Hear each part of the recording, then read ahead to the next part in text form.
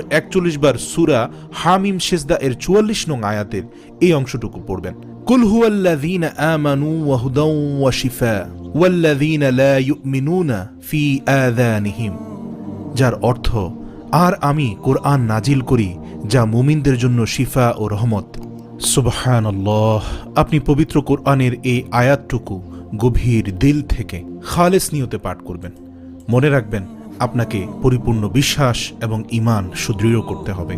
কুল হুয়াল্লাযীনা আমানু হুদাও ওয়া শিফা, আর আমি কোরআন নাজিল করি যা মুমিনদের জন্য শিফা তথা রোগ মুক্তির কারণ ও রহমত।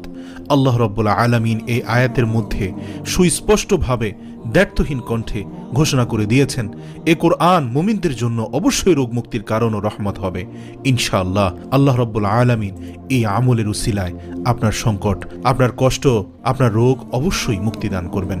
আয়াতের